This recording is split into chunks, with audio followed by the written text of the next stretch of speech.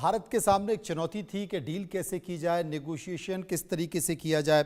तो ये भी कहा जा रहा है कि राफेल मरीन की डील उसी बेस प्राइस में रखी गई है जिसमें 2016 में वायुसेना के लिए 36 विमान खरीदे गए थे। तो इसे एक फायदे का सौदा भी बताया जा रहा है।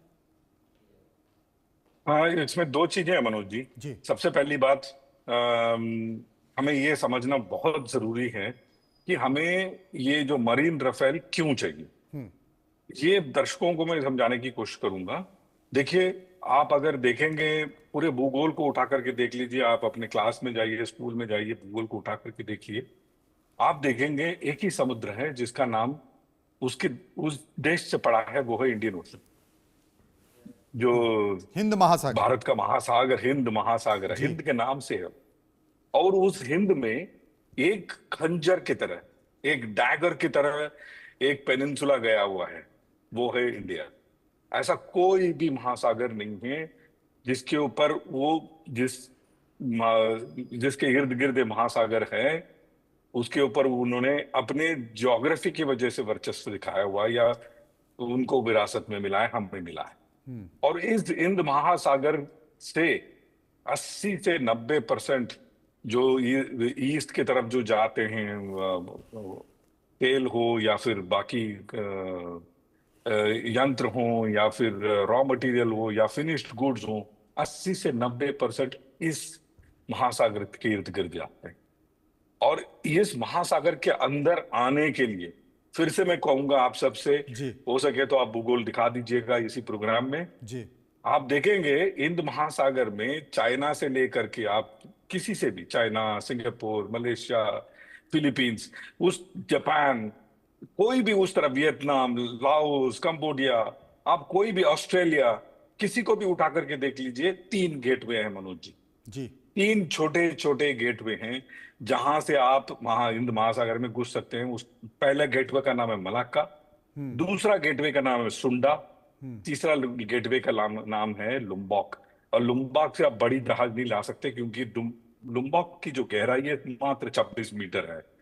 तो आप बड़ी जहाज जब लेके आते हैं तो लुम्बॉक में सतह से लग जाएगा। सबसे नीचे, बहुत नीचे जाएंगे तो उम्बॉय बेटार करके एक गेटवे है, वहां से बहुत कम मालवाहक जहाज आते हैं क्योंकि वो एक तो बहुत साउथ में है, और दूसरा वहां बहुत तेज आंधी तूफान, और भी बहुत सारे प्रॉब्लम्स हैं। सो हम इस 3 गेटवे को गार्ड करें तो हिंद महासागर अपना है। और इस तीनों गेटवे को गार्ड करने की हमें जरूरत है। क्यों जरूरत है? उसके 2 रीजन है मनोज जी। सबसे पहला रीजन है जिबूती। जिबूती के बहुत बड़ा एक पोर्ट है जिसको चाइना ने पैसा देकर के खरीद लिया। जिबूती एक बहुत गरीब देश है, वहां से उन्होंने ले लिया। दूसरा रीजन है जो ग्वादर पोर्ट, पाकिस्तान। वो ग्वादर पोर्ट आप जाएंगे, और इतना ग्वादर के ऊपर अभी बलूच भी इतना अब संघर्ष किए हुए हैं। ग्वादर एक मिनी चाइना क्या, चाइना ही है। वहां से जो स्थानीय लोगों को हटा दिया गया है, स्थानीय लोगों को कुछ मिलता नहीं है। तो चाइना यहाँ अपना पैर जमाने, अपना वर्चस्व दिखाने की कोशिश करता है, जिसको हम बोलते हैं स्ट्रिंग ऑफ पर्ल्स। ये स्ट्रिंग ऑफ पर्ल्स आज नहीं, 10 साल से हम इसकी बातें कर रहे हैं।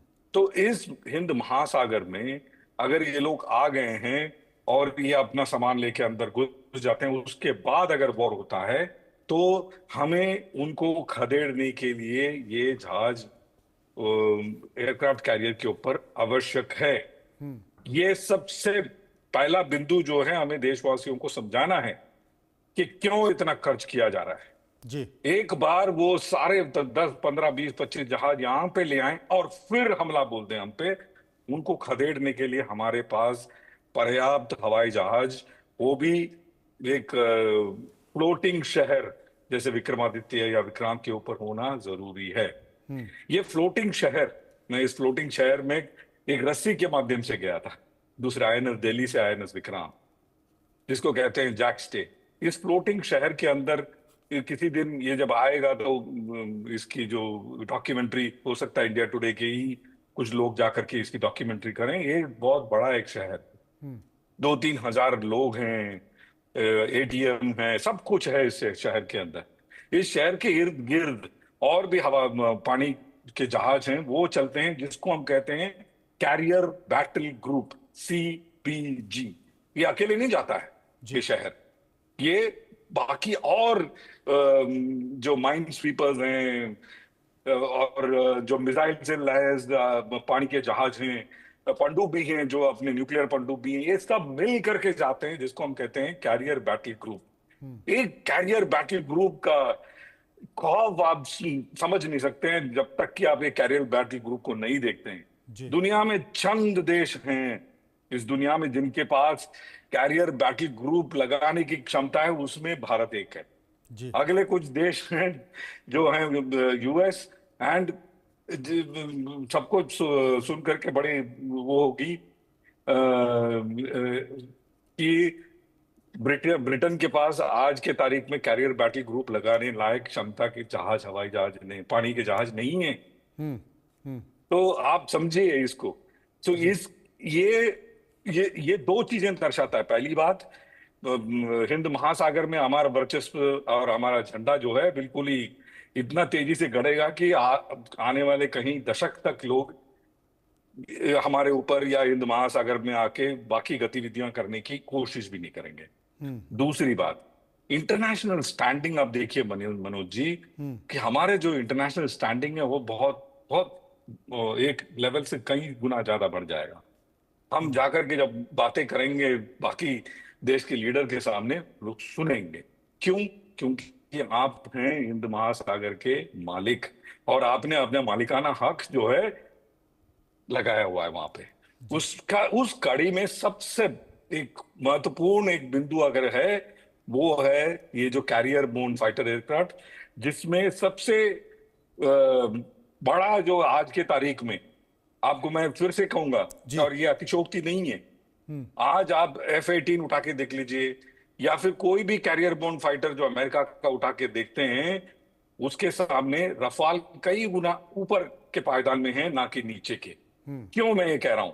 देखिए हमारे पास जो रफाल के पास जो वेपन है ना, आप फिर भी मैं दोबारा कहूंगा कि अगर हो सके तो मैप निकलवा लीजिए।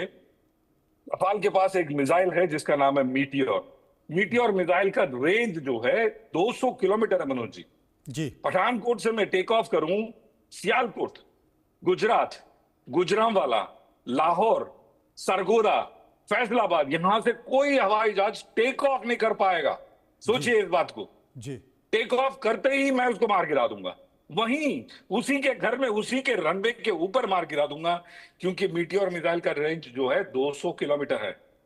उनके पास जो एमराम है उसका रेंज है 120 किलोमीटर, उससे 80 किलोमीटर ज्यादा मेरा रेंज है। अब सोचिए इसको। आज के तारीख में ये रफाल में हमारे पास ये कैपेबिलिटी है। दूसरा मिसाइल है मीका, जो मैं हवाई जहाज उड़ा रहा था मिराज 2000, उसमें मीका मिसाइल है, 50 से 70 किलोमीटर का रेंज है, और उसको एक बार मीका मिसाइल आपके पीछे लग गया, आप उससे बच नहीं सकते। आज कोई काउंटर मेजर नहीं है जो मीका मिसाइल से किसी को कोई आपको बचा ले। मीका मिसाइल इतना एडवांस्ड मिसाइल है। मीका मिसाइल है, हैमर करके एक वो है air to ground weapon bomb. वो बॉम्ब जो है बॉम्ब नहीं है, वो अपने आप में एक मिसाइल है, क्योंकि उसमें बूस्टर लगा हुआ है जो बॉम्ब को गिराने के बाद बॉम्ब को बहुत दूरी तक ले जाएगा, बूस्टर्स गिर जाएंगे, फिर बॉम्ब सटीकता से जा करके दुश्मन के सर पे गिरेगा। वो भी कैसे? सिर्फ लेजर नहीं है उसमें, या सिर्फ जडाम जैसे GPS गाइडेंस नहीं है, सिर्फ बाकी जो प्रणाली है इमेज गाइडेंस, ये सारी चीजें नहीं है, सब कुछ उसमें है। एक फेल हो गया, दूसरा फेल हो गया, तीसरा फेल हो गया, चौथा। इस तरह से मल्टी सेंसर बॉम्ब है आज की तारीख में हमारे पास है ये बॉम्ब। तो आप सोचिए ये सारी जो आपने शुरू में जो चलाया ना इसके बारे में एक जो रिपोर्ट 10-15-20 लाइन रिकॉर्डेड जो चलाया, उसमें इतने सारे सटीकता से कूट के आपने सच भरा है कि वही सुन ले लोग और उसी को अपने इमेजिनेशन में दौड़ा ले, तो उनको समझ में आ जाएगा कि क्या हमारे पास है और क्या आने वाले दिन में होने वाला है। बिल्कुल आपने सही कहा। एक और कहूं, जी प्लीज बताएं।